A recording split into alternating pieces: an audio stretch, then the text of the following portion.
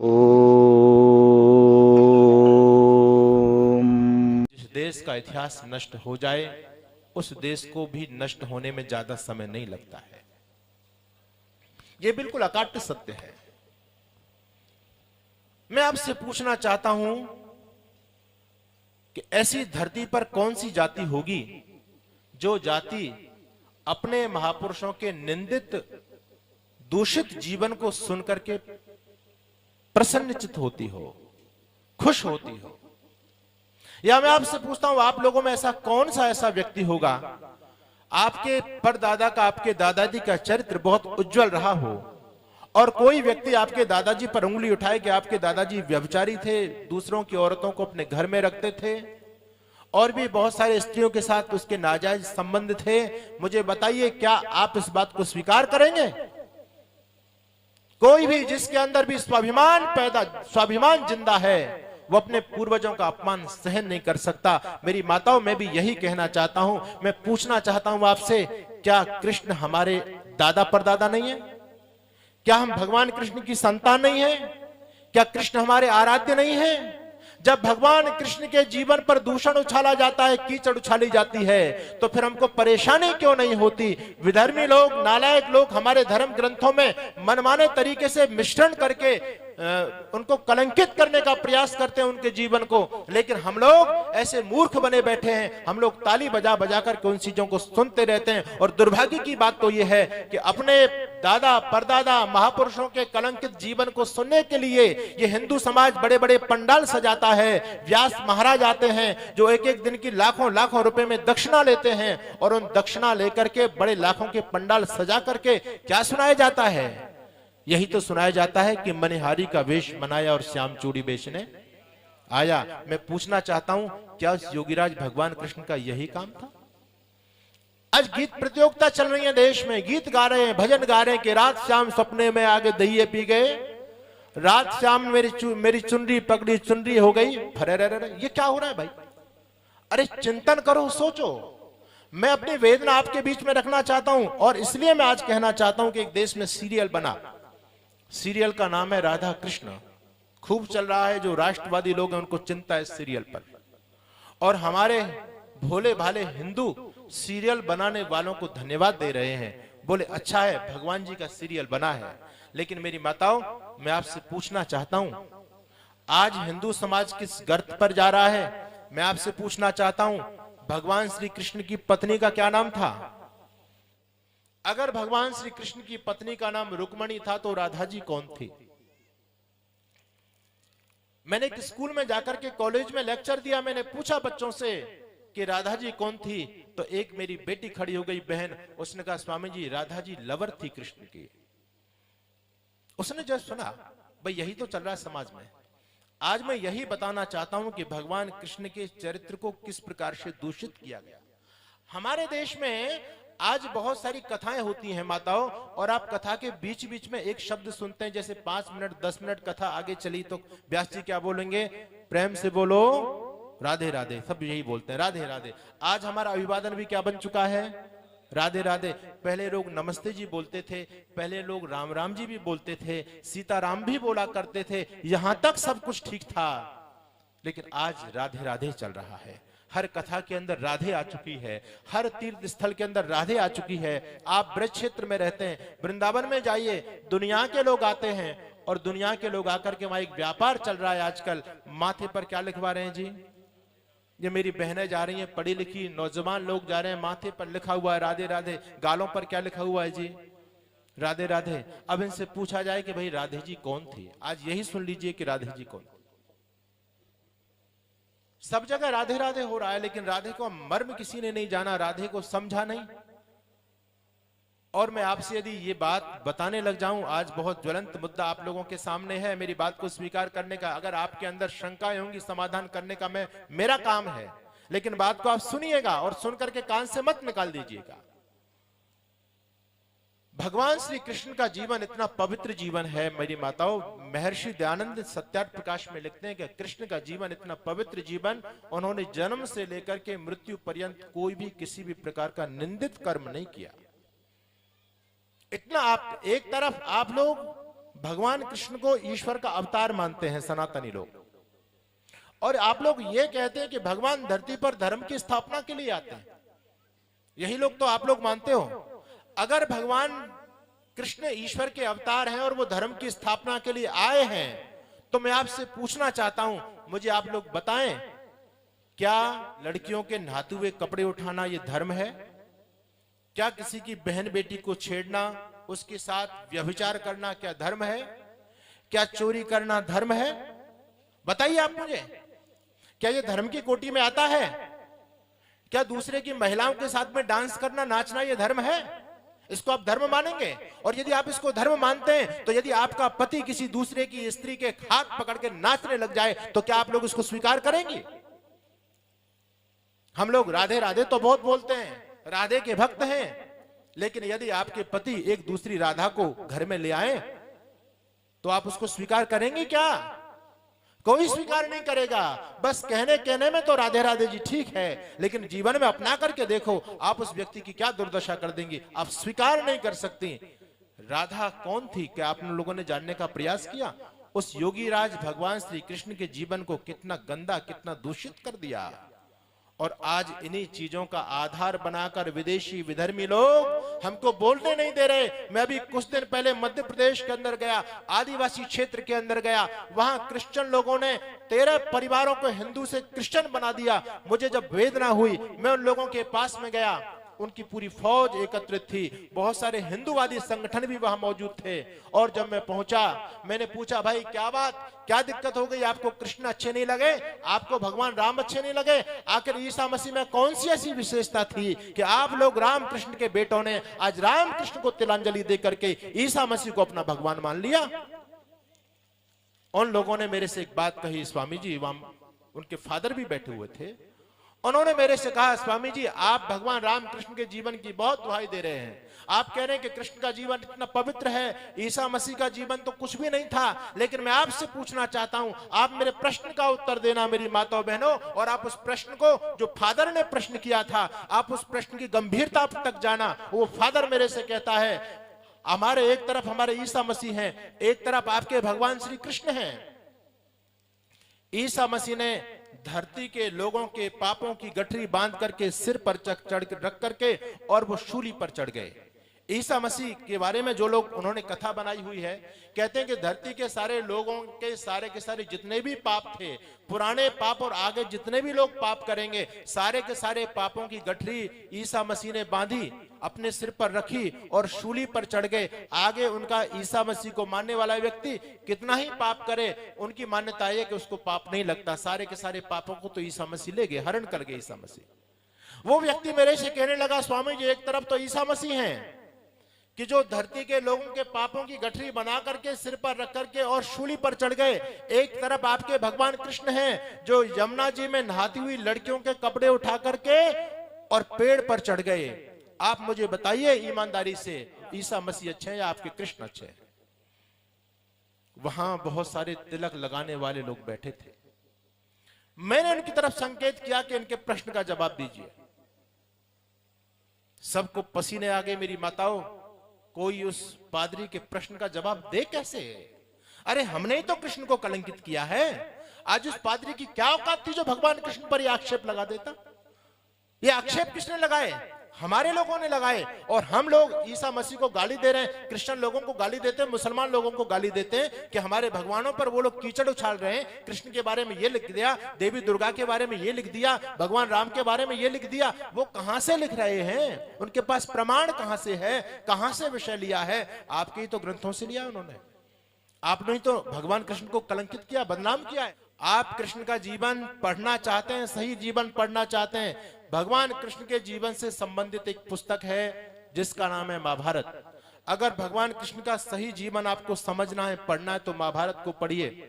मेरी माताओं याद रखना, इस महाभारत में भगवान श्री कृष्ण के जीवन की संपूर्ण चर्चा है, लेकिन इस महाभारत में कहीं भी राधा की चर्चा नहीं है। हाँ, एक जगह राधा शब्द आता है। वो राधा कृष्ण की प्रेयसी नहीं है, वो राधा कर्ण को पालने वाली उस स्त्री का नाम है जो कर्ण की विमाता है। इसलिए कर्ण को राधे कहा गया, क्योंकि राधा नाम की स्त्री ने उसको पाला। उस राधा का नाम तो है, लेकिन वो राधा नहीं जो आज भगवान कृष्ण के साथ खड़ी दिखाई देती है आपको।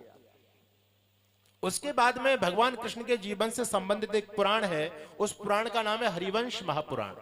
हरि यानी भगवान कृष्ण, उनके वंश का पूरा की पूरा वर्णन उस पुराण के अंदर किया गया है।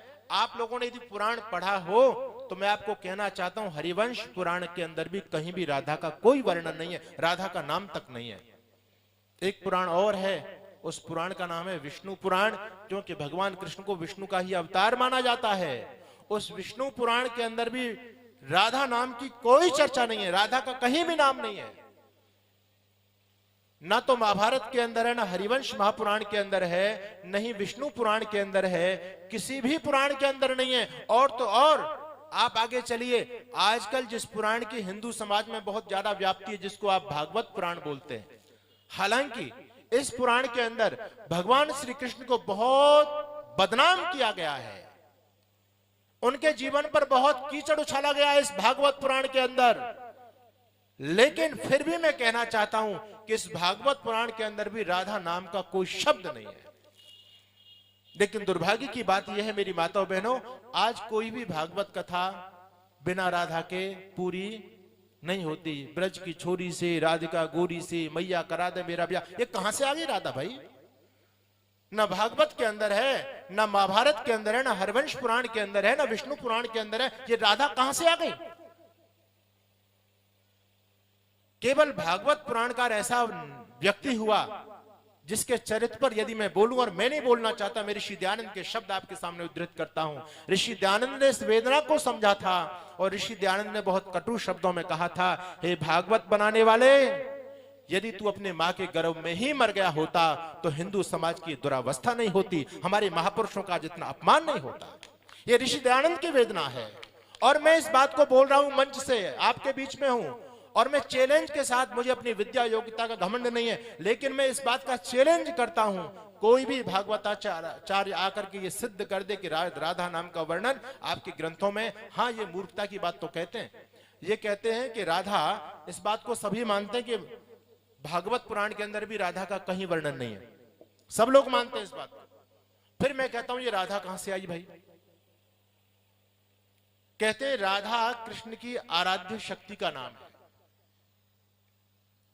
राधा नाम की कोई स्त्री नहीं है। मैंने कहा मूर्खो, मूर्खानंदो, यदि राधा नाम की स्त्री नहीं है तो आप ब्रह्म वैवर्त पुराण को पढ़िए, जिसने बखेड़ा हिंदू समाज में खड़ा किया है। वहां पर लिखा है मेरी माताओं, वो मेरी मंशा नहीं, मैं सन्यासी हूं, मेरी मर्यादा है, मैं कह नहीं सकता। भगवान कृष्ण जब राधा के साथ में समागम करते हैं, शर्म नहीं आई उस धूर्त को लिखते हुए। ये हमारी संस्कृति का अंग नहीं है, ये पुराणों का सही रूप नहीं है, ये हमारे पुराणों में लोगों ने मिलावट की है। इस बात को समझना जो मैं कहना चाहता हूं।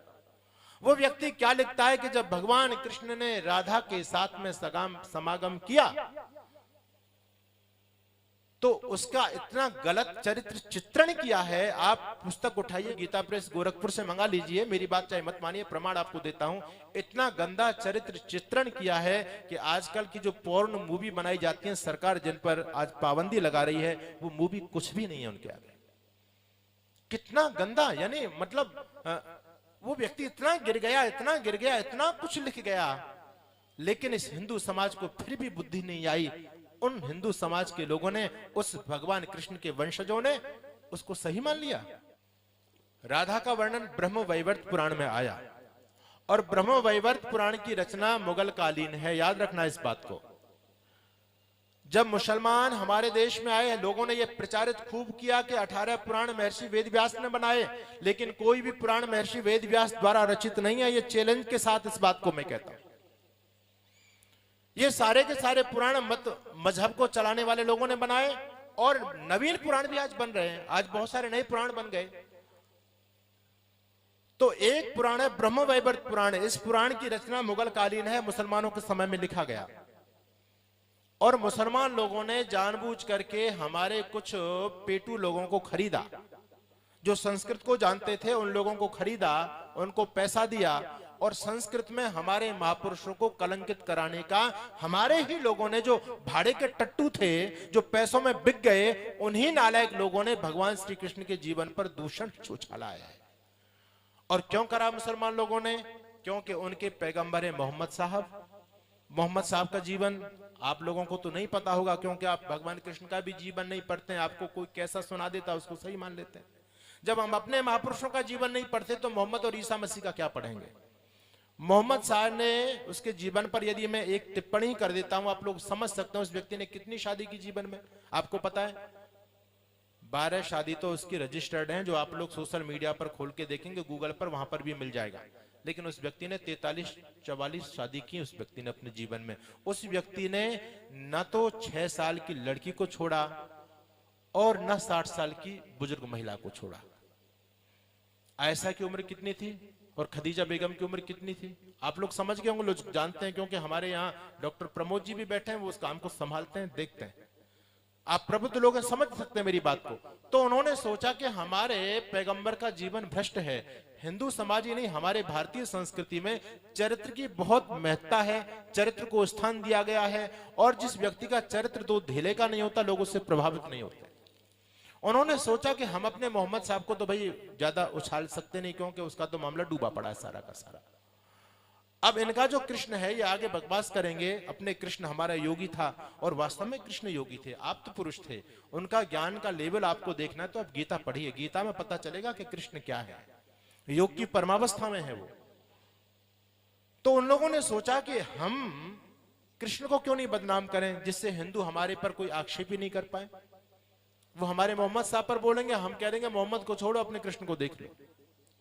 तो ये जो ब्रह्म वैवर्त पुराण है ये मुगल कालीन है, और इस ब्रह्म वैवर्त पुराण के अंदर मनगढ़ंत कहानी बनाई गई कृष्ण और राधा के नाम में। कृष्ण के साथ एक महिला को जानबूझ करके जोड़ा गया, जानबूझ करके जोड़ा गया।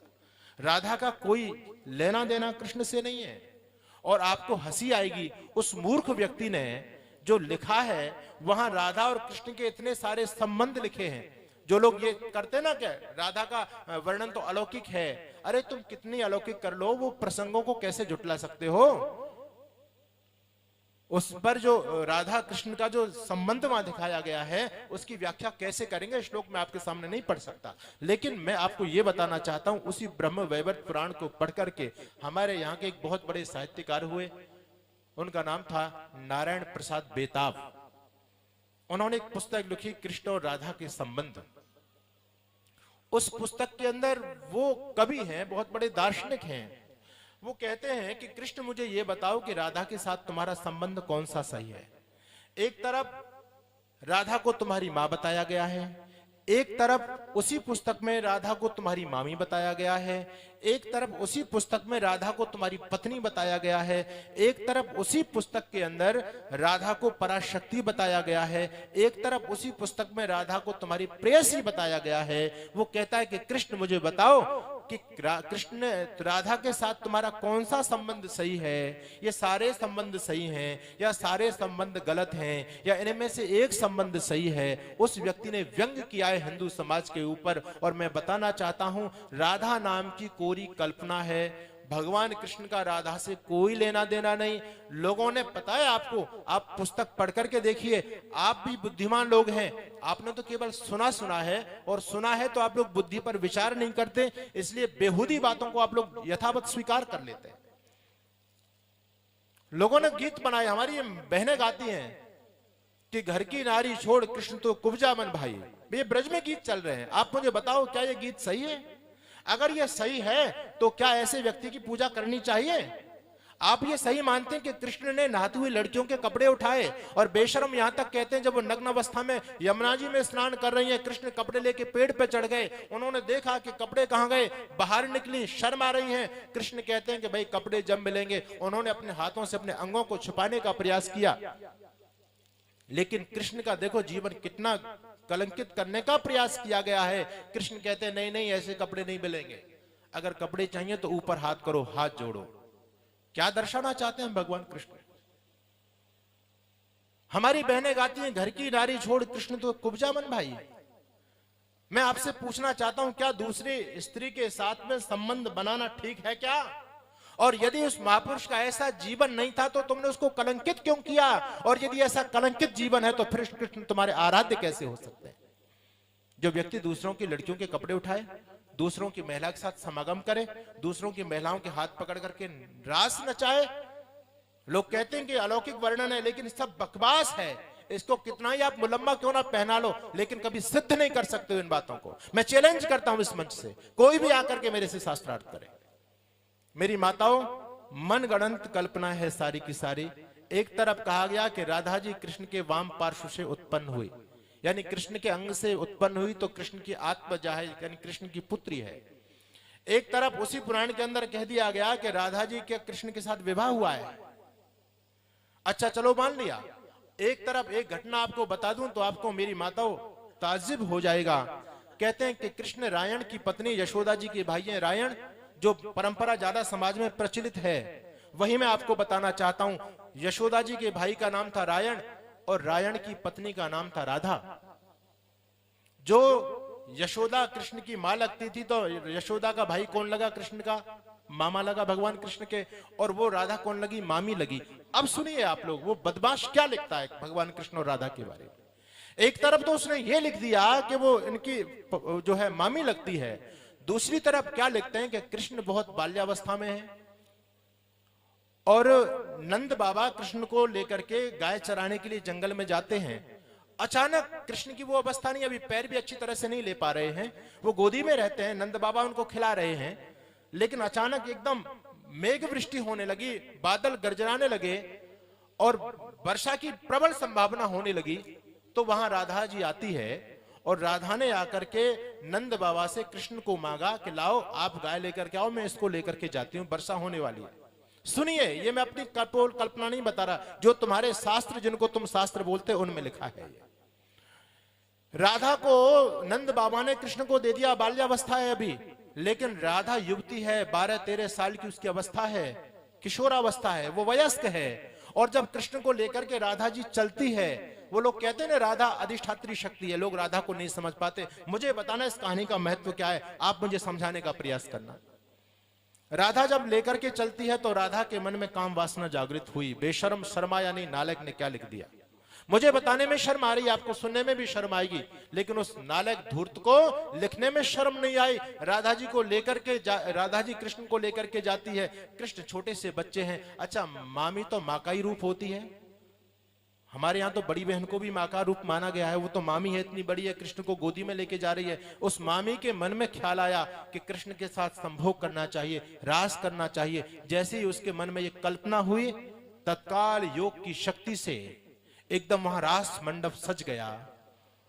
और जब रास मंडप पूरा की पूरा सज गया, सारी सामग्री उपस्थित हो गई, कृष्ण ने भी नवयुवक का शरीर धारण कर लिया।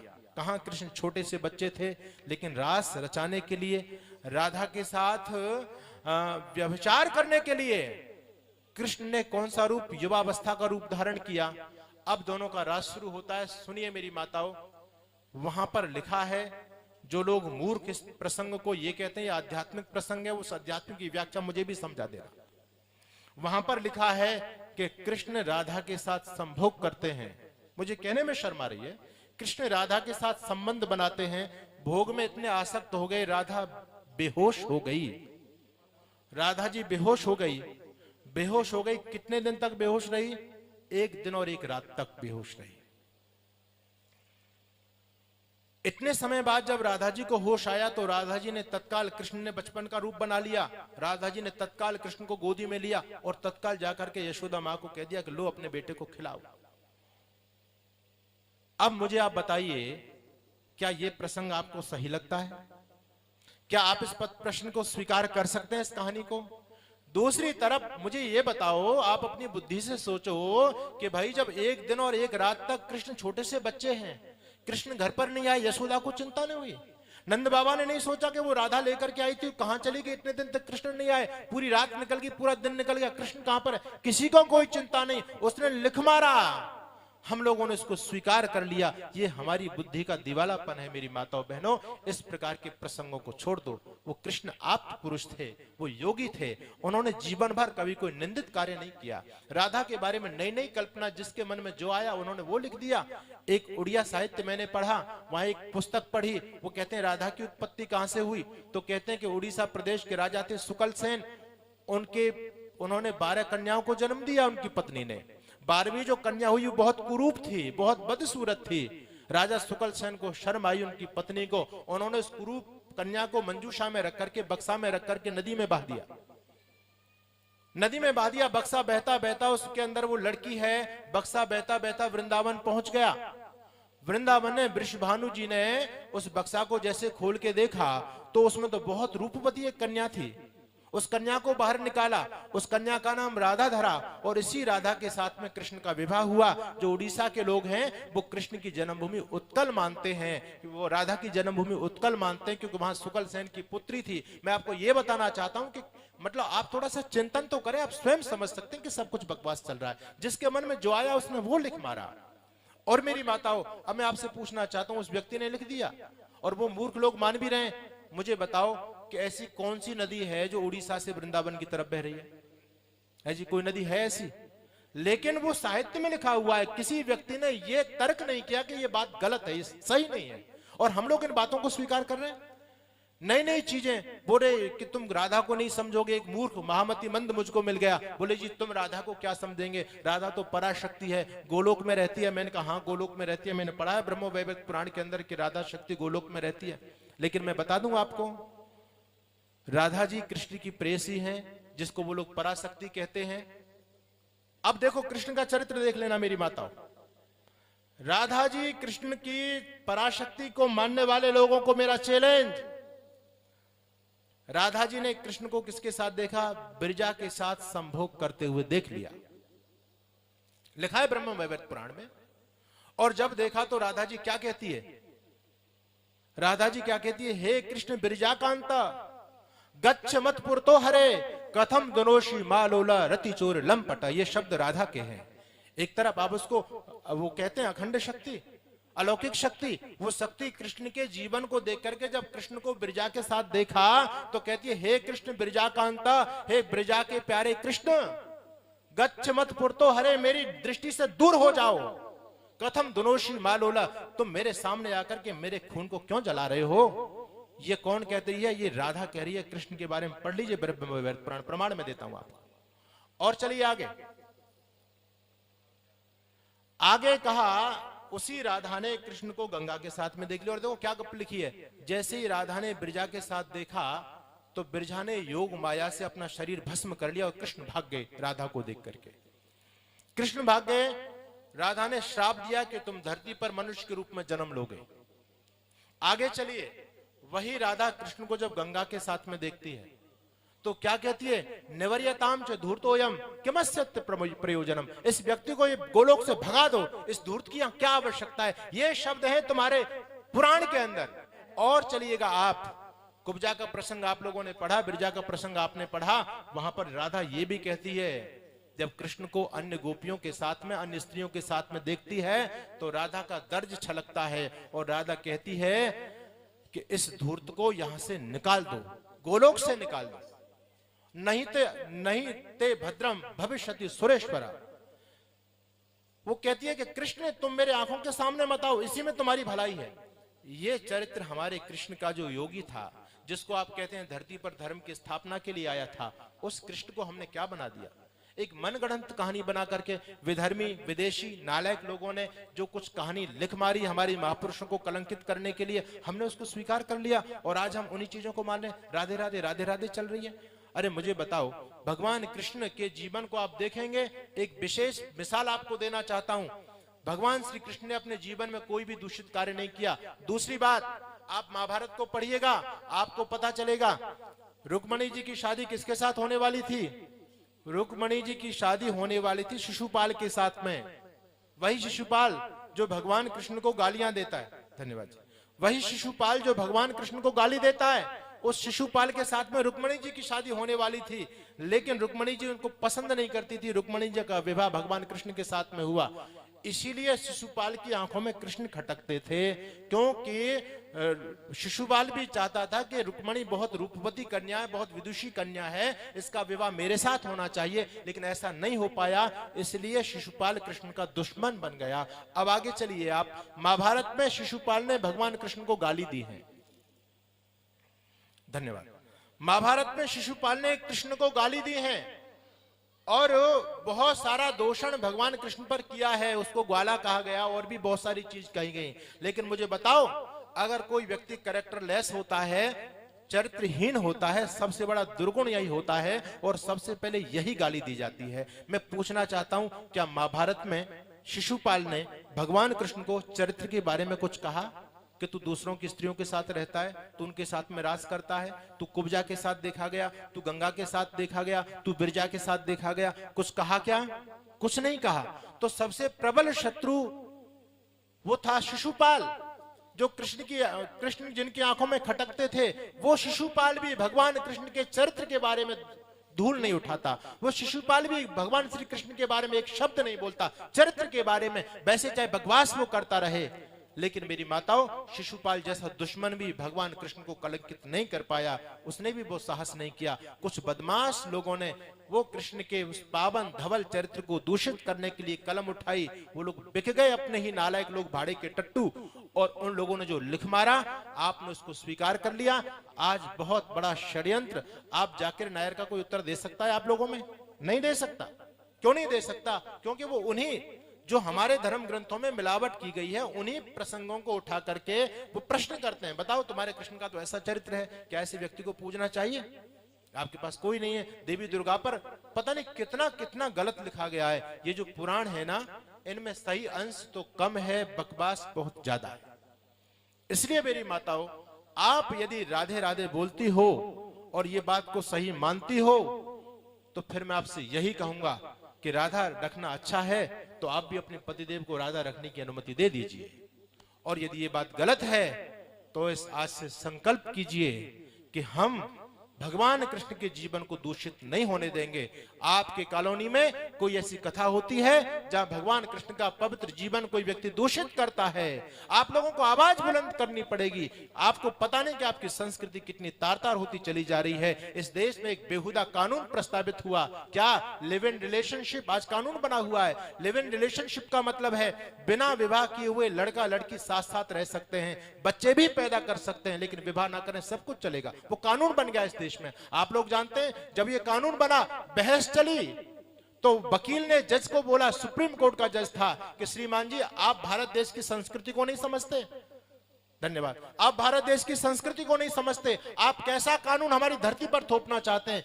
हमारे यहाँ की संस्कृति तो कन्या को माँ के रूप में देवी की पूजा होती है हमारे यहाँ, और आप ये कहते हैं कि बिना विवाह किए हुए लड़का लड़की साथ साथ रह सकते हैं, वो कुछ भी काम करें, सब वैध है।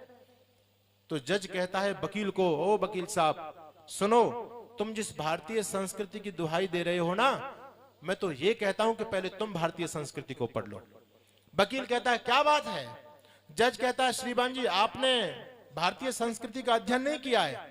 अगर आपने भारतीय संस्कृति का अध्ययन किया होता तो मेरे से प्रश्न नहीं करते। मैं पूछना चाहता हूं, क्या राधा के साथ में कृष्ण का विवाह हुआ था? बोले नहीं। राधा कौन थी? बोले कृष्ण की लवर थी। वो सुप्रीम कोर्ट का जज कहता है राधा कृष्ण की लवर थी, बिना विवाह किए हुए एक दूसरी स्त्री जब दूसरे पुरुष के साथ रहती है, ये तो तुम्हारे भगवानों का काम है। तो आज मैं इस देश में कानून बनाना चाहता हूं, तो तुमको दिक्कत क्यों हो रही है? और उसकी बात में वास्तव में दम था। इसलिए मेरा निवेदन है, कृष्ण ऐसे नहीं थे।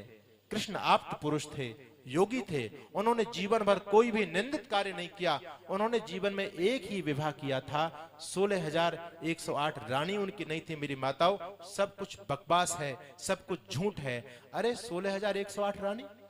मेरे को तो लोग मिलते हैं, कहते हैं स्वामी जी तुम बहुत अच्छे हो। मैंने कहा क्यों? बोले तुम इस झंझट से बच गए। लोगों पर एक का मतलब निर्वाहन नहीं हो रहा। वो कहते एक से परेशान है, बोले जी स्वामी जी आप अच्छे हैं। मैं मतलब उसमें नहीं ले रहा, आप मेरी बात को अन्यथा मत लेना। मैं सम्मान करता हूं मातृशक्ति का, लेकिन मैं कहना चाहता हूं जिस व्यक्ति की इतनी सारी स्त्रियां, क्या कृष्ण इसी काम के लिए धरती पर आए थे? यही काम करना था क्या कृष्ण को? ये सब कुछ बकवास है। कृष्ण का जीवन अति पावन है, अति पवित्र है। उन्होंने अपने जीवन में माता रुक्मिणी के साथ में विवाह किया। केवल एक ही विवाह हुआ, उनका एक ही पुत्र था प्रद्युम्न। जब विवाह हो गया, देखो ये कृष्ण का जीवन है। जब विवाह हो गया तो माता रुक्मिणी ने बहुत लंबे समय के बाद भगवान कृष्ण से ये इच्छा प्रकट की कि प्रभु विवाह तो हो गया, और गृहस्थ तभी सार्थक होता जब कोई संतान हो। मेरा भाव समझ गए होंगे। विवाह होने के बाद भी संबंध स्थापित नहीं था, शारीरिक संबंध नहीं था कोई भी भगवान कृष्ण का। योगी थे। जब माता रुक्मिणी ने यह बात भगवान कृष्ण से कही, मेरी माताओं, तो कृष्ण कहते हैं कि देवी अगर तुमको संतान चाहिए, कैसी संतान चाहिए? वो कहती है प्रभु बिल्कुल आप जैसी चाहिए। भगवान कृष्ण कहते हैं अगर ऐसी संतान चाहिए तुमको तप करना पड़ेगा, चलो मेरे साथ, हम बद्रीनाथ में चलते हैं और 12 साल तक तप करेंगे। महाभारत में लिखा है, धन्यवाद, महाभारत में लिखा है कि भगवान कृष्ण और माता रुक्मिणी ने 12 साल तक बद्री धाम में जाकर के तप किया है। महाभारत को पढ़िए। ब्रह्मचर्यम महद घोरम तीर्थवा द्वादश वार्षिकम हिमवत पार्श्वमास्थाय योमया तपसार्जिता सनत कुमार सम तेजस्वी प्रद्युम्न नाम वेसुता। भगवान कृष्ण कहते हैं सनत कुमार के समान तेजस्वी मेरा एक ही पुत्र है, प्रद्युम्न है। और जैसा माता रुक्मिणी ने कामना की थी, क्योंकि प्रद्युम्न ऐसे नहीं हो गया, प्रद्युम्न बाई चांस नहीं हुआ था, प्रद्युम्न को तैयार किया गया था। 12 साल तक विवाह के उपरांत भी 12 साल तक दोनों पति पत्नी ने तप किया, तब जाकर के प्रद्युम्न हुआ। और प्रद्युम्न की विशेषता जो थी मेरी माताओं बहनों, जब भगवान कृष्ण दरबार में आते थे, बिल्कुल भगवान कृष्ण और प्रद्युम्न एक जैसे लोग पहचानने में असमर्थ हो जाते थे। भगवान कृष्ण जब दरबार में आते थे तो लोग प्रद्युम्न समझ लेते थे कि प्रद्युम्न जी आ रहे हैं, तो लोग खड़े नहीं होते थे। और कभी प्रद्युम्न दरबार में आ जाए तो लोग समझते थे कृष्ण आ रहे हैं, तो लोग खड़े हो जाते थे। प्रद्युम्न जी कहते थे अरे नहीं, मैं तो प्रद्युम्न, पिताजी तो पीछे आ रहे हैं। लोग भ्रम में पड़ जाते थे। लोगों ने कहा प्रभु हमसे तो बड़ा पाप हो जाता है, आपका निरादर हो जाता है, हम तो पहचान ही नहीं कर पाते दोनों पिता पुत्र में। तो कुछ ऐसा कुछ धारण कीजिए, ऐसी कुछ वेशभूषा बनाइए जिससे पिता और पुत्र में अंतर हो सके। तो कहते हैं कि भगवान श्री कृष्ण ने अपने मुकुट में मोर का पंख लगाना प्रारंभ किया। यह है कृष्ण का पावन चरित्र। लेकिन आज आपने कृष्ण को क्या बना दिया? मेरा निवेदन, समय दौड़ गया, मैं आपसे यही चाहूंगा, मेरी वेदना को आप लोग समझने का प्रयास कीजिए। संस्कृति को बचाइए। इतिहास खत्म हो चुका है। मनमाने तरीके से हमारे महापुरुषों को कलंकित करने का लोगों ने काम किया है। वैदिक सिद्धांतों को, वैदिक भजनों को, वैदिक ज्ञान को प्राप्त करने के लिए आप वैदिक राष्ट्र यूट्यूब चैनल को सब्सक्राइब करें, लाइक करें और अपने कमेंट्स सुझाव देते रहें। आपका बहुत बहुत धन्यवाद।